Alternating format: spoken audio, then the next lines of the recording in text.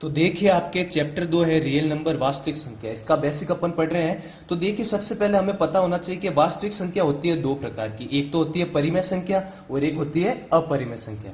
अब परिमेय संख्या किसे कहते हैं? ऐसी संख्या है जिन्हें p बटावा q के रूप में लिख सकते हैं, जहां q का मान मतलब हर में जीरो नहीं आना चाहिए। अब देखो परिमेय और अपरिमेय संख्या अलग अलग प्रकार की होती है। परिमेय संख्या में तो बहुत सारी संख्या आती है, लेकिन अपरिमेय संख्या में खाली तीन ही संख्या है जो आती है। तो अगर आप अपरिमेय संख्या याद रख लोगे तो इसको छोड़ के बाकी जितनी भी संख्या वो क्या होगी? परिमेय संख्या। तो अपरिमेय संख्या याद करोगे तो आपके लिए आसानी रहेगा। तो अपरिमेय संख्या किसे कहते हैं? इसी का उल्टा, जिसको p बटा q के रूप में नहीं लिख सकते, यानी भिन्न के रूप में नहीं लिख सकते। और ऐसी संख्या जिनका वर्गमूल नहीं निकलता, जैसे 25 का वर्गमूल तो निकलता है कितना? 5। और 49 का वर्गमूल कितना निकलता है? 7। लेकिन आपको मैं बोलूं 7 का वर्गमूल निकालो और 3 का वर्गमूल निकालो, तो ये ऐसी संख्या है जिनका वर्गमूल नहीं निकलता। तो जिन संख्याओं का वर्गमूल नहीं निकलता वो अपरिमेय में, और जिनका निकलता है वो परिमेय में। दूसरा जो पाई का मान होता है 3.14, वो आगे आगे चलता रहता है। इसके ऊपर पूरी एक बुक लिखी हुई है 500,000 पेज की। पाई का मान खाली 3.14 नहीं होता, इसके आगे भी होता है। तो ये जो पाई का मान होता है ना, उसकी आवृत्ति कैसी होती है? अनावसनीय आवृत्ति। मतलब भाग आगे आगे संख्या आती जा रही है, उसको बोलते हैं अशांत अनावसनीय आवृत्ति। 3.14 आता है अपरिमेय, लेकिन 22/7 आता है इसमें। क्यों? अगर आप 22 में दोगे ना 7 का भाग, तो 3.142857, इसके बाद यहां से संख्या की पुनरावृत्ति होनी शुरू हो जाएगी। वो मैं भी आपको बताऊंगा कैसे। तो जिन संख्याओं में आवृत्ति अलग अलग आती है, जैसे ये देखो भाग दिया किसी संख्या का, तो पहले आया 10, 100, 1000, हर बार अलग अलग संख्या आ रही है, संख्या रिपीट नहीं हो रही है, तो उस आवृत्ति को क्या बोलते हैं? अनावसनीय आवृत्ति। ऐसी संख्या आती है आपके अपरिमेय में। तो अपरिमेय में खाली क्या आता है? जिसका वर्गमूल नहीं निकलता, पाई का मान, और जिनकी आवृत्ति क्या हो? अनावसनीय आवृत्ति।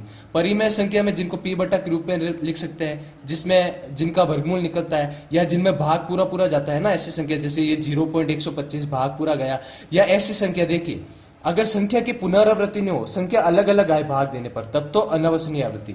और एक ही एक संख्या वापस है, जैसे देखो भाग देने पर 78 78 78 78 वापस आ रहा है, तो 78 क्या हो रही है? पुनरावृत्ति। तो ऐसे को क्या बोलते हैं? अशांत अनावसनीय आवृत्ति। तो ऐसी संख्या किसमें आती है? आपके परिमेय संख्या में। और 22/7 का भाग दोगे ना, तो देखो 3.14, ये तीन संख्या मिल जाती है इसमें और इसमें, इसलिए पाई का मान 22/7 भी लिख देता है। बाकी 22/7 में यहाँ 7 तक भाग जाएगा, उसके बाद में वापस संख्या यहाँ से शुरू हो जाएगी, 1 4 2 8 5 7, तो आवृत्ति वापस रिपीट होगी। तो ये क्या कहलाएगी? अशांत अनावसनीय, इसलिए ये आती है परिमेय में। तो परिमेय और अपरिमेय इतना बस आपको ज्यादा ध्यान नहीं रखना है, थोड़ा सा हल्का आपको पता होना चाहिए कि p बटा q में लिख सकते हो और इसको नहीं लिख सकते हो। बाकी ये मैंने दे दिए हैं। वैसे ऐसा कोई क्वेश्चन इसमें आता नहीं है, 9th क्लास में था ये तो, लेकिन थोड़ा बेसिक था तो मैंने आपको बता दिया। अब इसमें जो आपके इंपॉर्टेंट है, जो सबसे पहला टॉपिक है वो क्या है? यूक्लिड एल्गोरिथम विभाजन। यूक्लिड एल्गोरिथम विभाजन से आपको क्या निकालना है? HCF निकालना। अब पहले समझो यूक्लिड एल्गोरिथम विभाजन होता क्या है। देखिए अगर आप किसी भी भाज्य में भाजक का भाग दोगे, मतलब समझो किसी एक संख्या में आपने दूसरी संख्या का भाग दिया, तो उसको आप ऐसे लिख सकते हो, भाज्य बराबर क्या होता है? आपने 9th क्लास में पढ़ा होगा, भाज्य बराबर क्या होता है? भाजक इंटू भागफल प्लस क्या होता है? शेषफल। प्लस क्या होता है? शेषफल। मतलब एक बार समझो, जैसे मान लीजिए आपने 10 में दिया 2 का भाग, जो बड़ी संख्या होती है वो तो क्या कहलाती है? भाज्य। और जिसका भाग दे रहे हो, 2 का भाग दे रहे हो, वो क्या कहलाता है? भाजक। जैसे मैंने 2 में दिया 10 का भाग, 10 में दिया 2 का भाग, 2 पंजे 10, पीछे कितना है? 0। तो भाज्य किसमें भाग दे रहे हैं? 10 का, तो ये 10। भाजक किसका भाग दे रहे हैं? 2 का, तो 2 इंटू भागफल कितना आया? 5 प्लस शेषफल कितना आया? 0। यानी किसी भी एक संख्या का आप दूसरी संख्या में भाग दो, तो उसका जो भागफल और शेषफल है उसको इस तरीके से आप लिख सकते हो, भाज्य इंटू भागफल, भाज्य बराबर भाजक इंटू भागफल प्लस शेषफल। देखो भाज्य यहाँ कितना आ रहा है? 10। इसको सरल करो, 2 पंजे 10 में 0 जोड़ा, वापस कितना आएगा? 10। तो इसको इस प्रकार से लिख सकते हो, ये कहलाता है यूक्लिड एल्गोरिथम विभाजन। ठीक है। अब इस विधि से आपको चैप्टर 2 में क्या करना है? HCF निकालना। अब HCF कैसे निकालते हो समझो। जैसे यहीं पे मान लो अपन ने भाग दिया था, 10 में दिया था 2 का भाग दिया मैंने। भाग देने पर देखो भाग पूरा पूरा गया, पीछे शेषफल कितना आ गया? 0। अब इसको आप ऐसे भी लिख सकते हो इंग्लिश में, जैसे भाज्य को मैंने लिख दिया A, भाजक को मैंने लिख दिया B, भागफल को इंग्लिश में बोलते हैं कोसेंट, तो इसको लिख दिया Q, और शेषफल को बोलते हैं रिमाइंडर, तो इसको लिख दिया R। ठीक है ना। जैसे 10 में मैंने दिया 2 का भाग, आपको निकालना है 10 और 2 का HCF निकालना है इस विधि से। तो पहले तो इसको भाग देके ऐसे जमाना है, 10 बराबर 2 इंटू 5 प्लस 0। देखो भाग देने पर अगर 0 आ जाए, जैसे यहाँ पर 0 आ गया, तो उस समय हमें देखना है B का मान कितना था, यानी भाजक का मान कितना है? 2। तो इसका HCF आपके कितना आ जाएगा? 2। इस तरीके से आपको इसका निकालना होता है। ठीक है ना। तो अगर और भी आप एग्जांपल लेके इसके देख सकते हो, ठीक है ना, अलग अलग एग्जांपल आप लेके इसके देख सकते हो। जब क्वेश्चन करेंगे तब आपको पता चलेगा। अभी के लिए आप ये याद रखिए कि यूक्लिड एल्गोरिथम विभाजन क्या होता है, जिसको ऐसे लिख सकते हैं भाज्य बराबर भाजक इंटू भागफल प्लस शेषफल। जैसे अपन ने 2 और 10 का लिया तो इसको ऐसे लिख सकते हैं, और इसका एचसीएफ निकालना है तो भाग देने पर अगर 0 आ जाए तो उस समय जो बी का मान होता है वो क्या कहलाता है, आपके एचसीएफ कहलाता है। बी का मान बोलो या भाजक का मान बोलो, ठीक है। अगर यहाँ आर का मान 0 नहीं आता तो फिर आपको भाग देना पड़ता है। वो जब क्वेश्चन आएंगे तब अपन कर लेंगे। उसके बाद देखो आगे क्या आता है इसमें, और एक बार अपन समझिए ऐसे एक क्वेश्चन, जैसे हमें 13 और 4 का क्या निकालना है, हमें एचसीएफ, ठीक है। तो पहले इसको इस रूप में जमाना है। जैसे ए का मान क्या हो जाएगा, बड़ा जो मान होता है वो ए का मान होता है, तो पहले क्या आएगा 13, ठीक है। इसको भाज्य भी बोलते हैं। फिर भाजक जिसका भाग देना है 4, तो लिखेंगे 4 इंटू आगे क्या आ रहा है, भागफल।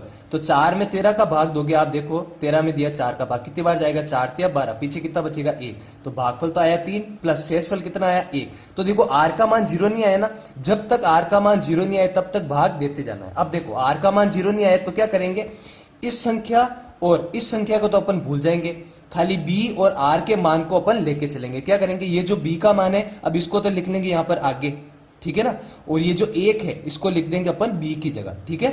अब क्या करेंगे, 4 को तो लिख देंगे 13 की जगह और 1 को लिख देंगे 4 की जगह। अब देखो ये तो क्या हो गया आपके भाज्य, ये क्या हो गया भाजक। वापस भागफल लाना है तो 1 का भाग दोगे 4 में, कितनी बार जाएगा 4 बार, और पीछे शेषफल कितना आ जाएगा 0।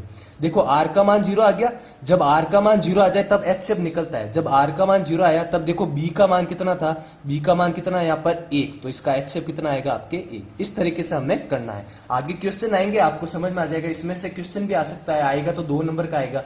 देखिए पूरी प्रश्नावली आपके 4 नंबर की होगी, है ना, वो मैंने शुरू में आपको बता दिया। अब देखिए ये तो यूक्लिड विभाजन और परिमेय अपरिमेय की बात कर ली। अब इसमें अपन बात करेंगे सम संख्या और विषम संख्या को अपन किस प्रकार लिख सकते हैं। तो देखिए आगे अपन बात करेंगे अब सम संख्या को अपन किस प्रकार लिख सकते हैं। देखिए अभी मैंने आपको यूक्लिड विभाजन विधि बताई थी, उसमें मैंने क्या सूत्र बताया था, a बराबर क्या होता है बी क्यू प्लस आर, यानी भाजक बराबर भाज्य बराबर भाजक इंटू भागफल प्लस शेषफल। अब जैसे ध्यान से देखिए अपन यहाँ पर कोई सम संख्या ले रहे हैं, सम संख्या क्या होती है 10 और ले रहे हैं 2, 10 में देना अपन को 2 का भाग, समझ में आया ना। पहले तो ये समझिए कि सम संख्या होती क्या है, ऐसी संख्या जिनमें 2 का भाग पूरा पूरा जाता है वो क्या कहलाती है, सम संख्या, ठीक है। और ऐसी संख्या जिसमें 2 का भाग पूरा नहीं जाता वो क्या कहलाती है, विषम संख्या। तो देखिए 10 में 2 का भाग पूरा जाता तो ये क्या हुई, सम संख्या। अब इसको इस रूप में जमाइए तो देखिए बड़ी संख्या तो हो गई a, तो यहाँ लिखा 10, यहाँ पर लिखा 2। अब 2 का भाग 10 में कितनी बार जाएगा, 5 बार, पीछे शेषफल कितना बचेगा 0, ठीक है ना। अब मान लो पहले तो यहाँ मैंने सम संख्या ली 10, अब मैं ले लेता हूँ मान लो 12, मैंने ले ली 12, तो यहाँ 2 का तो 2 ही रहेगा, खाली 5 की जगह कितना आ जाएगा 6, क्योंकि अब भाग कितनी बार जाएगा 6, वापस पीछे कितना आएगा 0। अब मैंने मान लो ले लिया 14, तो वापस 2 का 2 रहेगा, 6 की जगह कितना आएगा 7 बराबर 0। यानी सम संख्या को अपन किस रूप में लिख सकते हैं, ध्यान से देखो यहाँ पर मैंने ये ली सम संख्या, ये सारी सम संख्या है तो इसको मैंने लिख दिया यहाँ पर सम संख्या, ठीक है। सम संख्या को कैसे लिख सकते हैं, ध्यान देखिए 2 की जगह तो हमेशा 2 ही रहा, 2 का तो रहा 2, यहाँ पर मान किसका बदला, क्यू का, कभी आ रहा है 5, कभी आ रहा है 6, कभी आ रहा है 7। तो देखो 2 की जगह तो 2 ही रहा, मान किसका बदल रहा है, क्यू का, तो क्यू की जगह अपन क्या लिख सकते हैं, क्यू। यहाँ पर क्यू का कुछ भी मान आ सकता है, ए से लेके 2, 3, 4, 5, 6 ऐसे।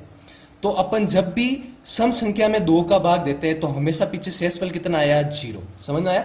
सम संख्या में जब अपन ने 2 का भाग दिया तो हमेशा शेषफल कितना आया, 0। तो सम संख्या को अपन किस रूप में लिख सकते हैं, 2 और q, पीछे 0 लिखो या नहीं लिखो कुछ फर्क नहीं पड़ता, ठीक है। तो सम संख्या को आप कैसे लिख सकते हो, 2q के रूप में। अब जरूरी नहीं यहाँ पर आप q लिखो, आप चाहो तो 2m भी लिख सकते हो, 2n भी लिख सकते हो, वो सवाल के हिसाब से अपन को बदलना पड़ेगा, ठीक है। जब सवाल आएगा आप समझ जाओगे। अभी अभी आपको मोटा मोटा क्या याद रखना है कि सम संख्या को अपन कैसे लिख सकते हैं, 2q के रूप में। मतलब 2 का भाग सम संख्या में देंगे, 2 का भाग सम संख्या में देंगे तो शेषफल हमेशा कितना आएगा, 0। और अगर यही देखो अपन ने यहाँ पे ले ली विषम संख्या, जैसे विषम संख्या क्या होती है 11, 11 में दिया 2 का भाग, तो देखो 11 में अपन ने दिया 2 का भाग, 2 पंजे 10, पीछे शेषफल कितना बचेगा, a, समझ में आया। यानी जब भी सम संख्या में 2 का भाग देते हैं तब तो शेषफल कितना आता है, 0, और विषम संख्या में 2 का भाग देते हैं तो शेषफल कितना आता है, 1। जैसे अगली और विषम संख्या आप क्या ले लीजिए, जैसे 13 ले लीजिए, मान लिया मैंने ले लिया 13, यहाँ पर ले लिया 13, तो अब 2 की जगह 2, अब भाग कितनी बार आ जाएगा, 6 बार, वापस शेषफल कितना बच रहा है, 1। देखो अब की बार यहां पर मैं क्या ले रहा हूं, विषम संख्या ले रहा हूं, विषम संख्या, तब भी 2 की जगह तो 2 ही है, ठीक है ना। और यहाँ पर q का मान बार बार बदल रहा है तो q की जगह q।